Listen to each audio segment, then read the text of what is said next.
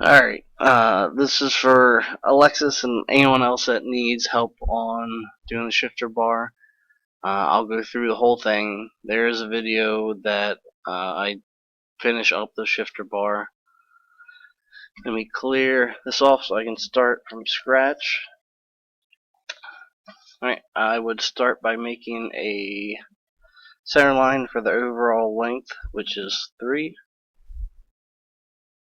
I'm going to make a circle for the diameter off to the side, make sure it's lined up.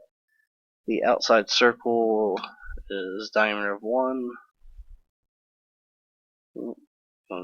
I think I did it twice as big.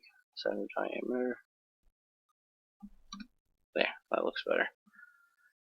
Inside is 0.437.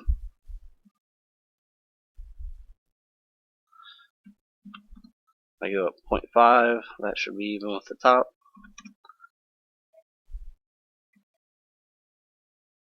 Three inches back, 1 down,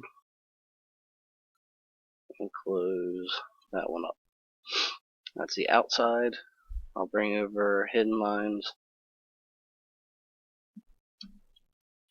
for the top and bottom. Alright, so that's the start to it. I'm going to do the upright sticking out of the cylinder. I'm going to come from here back 0.62, and then it comes up 1 inch. Then on the 45 goes 1.5 inches. I'm going to do offset.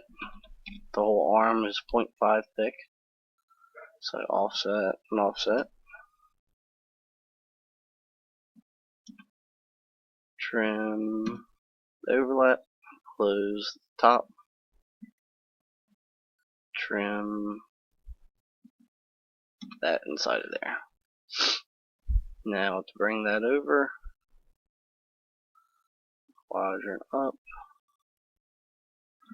bring that down, should be 1 inch over, not 12 if I can hit the right buttons.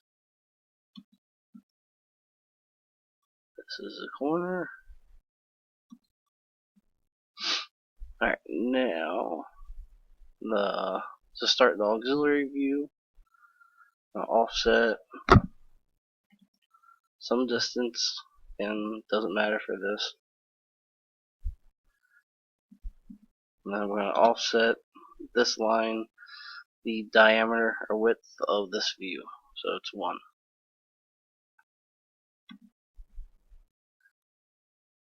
Close the top, close the bottom. Let me move this view over a little bit. I'm going to bring up some guidelines. Actually, I'll do the groove here first. Alright, from this edge up, it is 0.5 to the center of the half circle on the bottom, and it's centered left to right. So it's labeled with the radius. Well, actually, it's diameter, but same difference. Alright, radius would be 0.25. Where these two lines meet up, I will take them up to the top edge. Use trim. Get rid of that. Alright, so that I can then bring down to my front view. Bottom of this circle, the hidden line. Bring a center.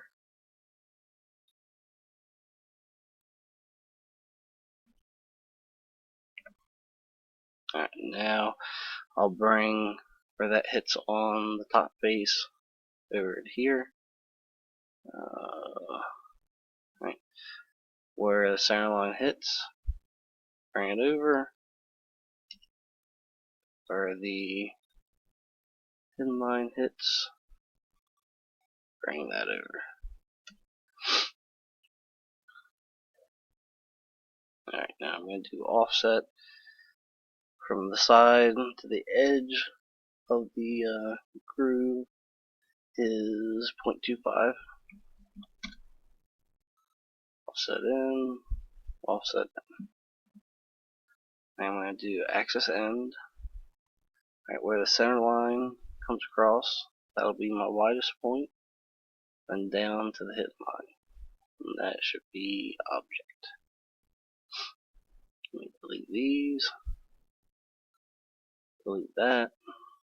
I'm going to use trim. Get rid of that extra going down. Get rid of that there. Get rid of that there. So that's the front face of it. Now I'm going to bring over the back. I'm just going to bring this top edge over, because everything should be spaced out the same. So if I do copy, I'm going to select these two top pieces. This bottom edge, I'm not going to do the sides so I can connect them with hidden lines. Hit enter. I'm going to grab by this corner, bring it down to that reference line. Change the copies to hidden. Connect up with hidden lines. Get rid of that. One last thing. Inside bend here. Bring that over. And it's a hidden line. Should be just shy of touching the bottom of that ellipse. So this view is all done. This view is all done. Now I just need to finish this one up here. I'm going to bring some guidelines up. Right, so this corner lines up with that. I'm going to bring here over. This will connect down.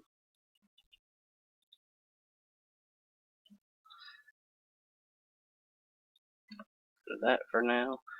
And I'm going to bring top,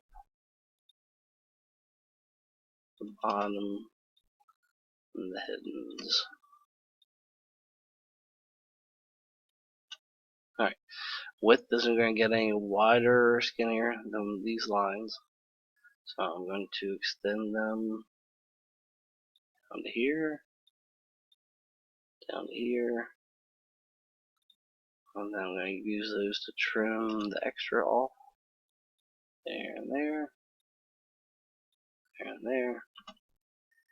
Alright, axis end, midpoint of the top line, midpoint of the bottom line, and out to the edge. And I'll get rid of those. Now for the ellipse inside here, alright, this is a goofy number. I'll dimension it so you can see it. Alright, we'll do radius because that's what we're going to have to put in. So 0.2185. Alright, so I do, again, axis end, midpoint, midpoint, and then I can type in the radius, so 0.2185. And get rid of those, and trim these little fangs back. Alright, so I have this front face is right there. Now where this meets the cylinder, I'm going to have a half ellipse. So bring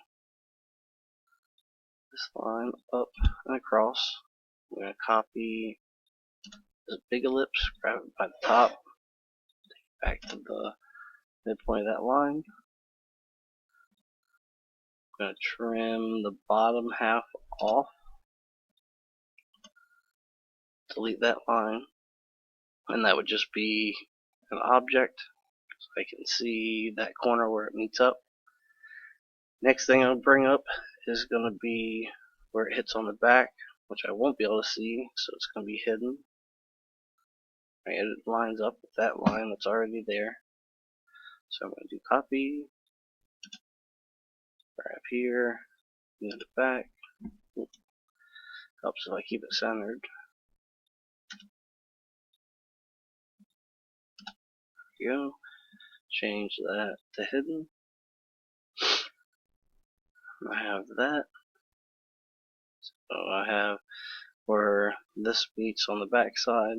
I just need the very far back side of the cylinder. I'm just going to bring one line up across. The cylinder on the back is going to be the same as the cylinder on the front, except parts are going to be hidden. So instead of doing it from scratch, since I brought a line from the top edge, I'm going to copy and grab the top edge, take it back to that line, and I can get rid of these two things. The small ellipse is all hidden.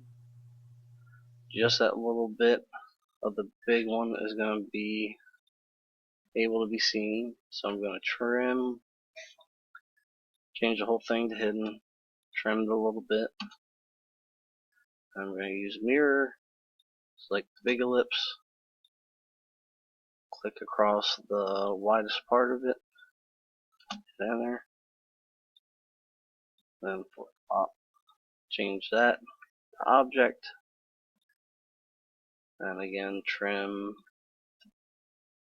the parts that I don't need.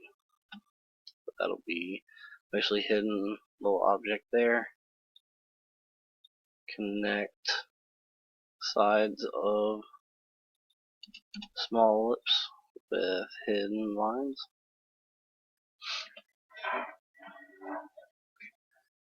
And then let me check one last thing. There will be a hidden line for the far side of that bend.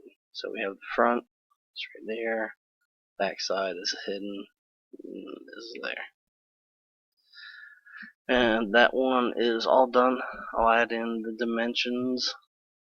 I'm going to pause it so I don't run out of time. But I'll add in all the dimensions and pull back up. That way you have a reference. Alright, so these are all the dimensions you should have.